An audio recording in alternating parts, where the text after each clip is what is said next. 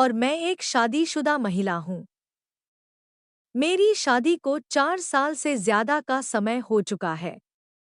मैंने अपने माता-पिता द्वारा चुने गए व्यक्ति से शादी की, परंतु सच तो ये है कि हम बस कहने को डोट पति-पत्नी हैं।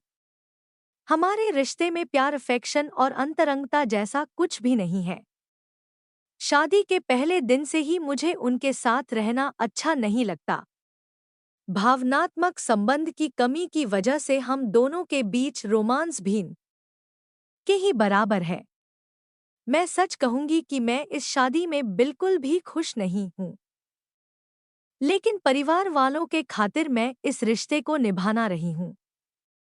मेरा इस शादी में बने रहने का एक कारण मेरा देवर भी है, जो थोड़े से समय में ही मेरा सबसे अच्छा दोस्त बन गया था।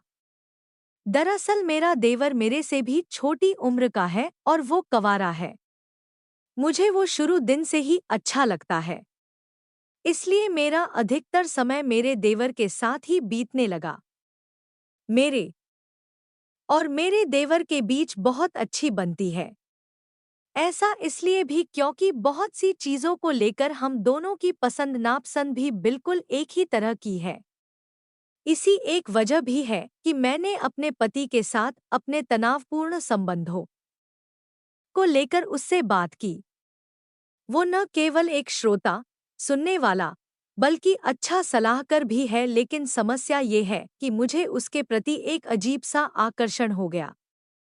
साथ में समय बिताते हुए हम दोनों न केवल एक दूसरे के बहुत करीब आ गए और पिछले साल एक दिन हम घर पर अकेले ही थे, उस दौरान हम दोनों के बीच संबंध भी बने। उसके बाद से हम पति पत्नी जैसे रिश्ते में हैं। मैं अपने देवर के नजदीक जाने में मैं कुछ भी गलत नहीं मानती। ऐसा इसलिए क्योंकि जो कुछ भी हुआ उसमें मेरे पति की गलती है। मुझे उसकी साइड से कभी प्यार नहीं मिला। अब मैं उसके बहुत खुश हूँ। मैं मेरे देवर से प्यार करने लगी हूँ। अब मुझे समझ नहीं आ रहा कि मुझे इस शादी में बने रहना चाहिए या नहीं। ऐसा इसलिए क्योंकि मैं देवर से दूरी बिल्कुल भी बर्दाश्त नहीं कर सकती हूँ और न ही मैं पति को नहीं छोड़ना चाहती।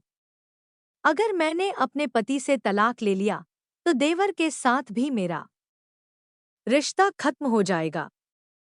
मुझे बताएं कि मुझे क्या करना चाहिए।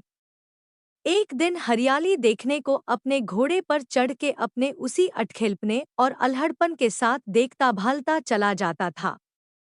इतने में एक हिरनी जो उसके सामने आई तो उसका जी लोटपोट हुआ। उस हिरनी के पीछे सबको छोड़ छाड़ कर घोड़ा फेंका। कोई घोड़ उसको पा सकता था। जब सूरज छिप गया और हिरनी आंखों से ओझल हुई, तब तो यह कुंवर उदयभान भूखा प्यासा उनीदा जम्भाइया अंगड़ाइयां लेता हक्का बक्का हो के लगा आसरा ढूंढने। इतने में कुछ एक अमराइयां देख पड़ी, उधर चल निकला। तो क्या देखता है, जो 40-50 रंडिया एक से एक जोबन में अगली झूला डाले हुए पड़ी झूल रही है और सावन गातियां हैं। ज्यों ही उन्होंने उसको देखा, तू कौन? तू इतना आसरा पाके सबसे परे कोने में जो 5-7 छोट-छोट पौधों से थे, उनकी छांव में कुंवर उदयभान ने अपना बिछौना किया और कुछ सिरहाने धर के चाहता था कि सो रहे, पर नींद को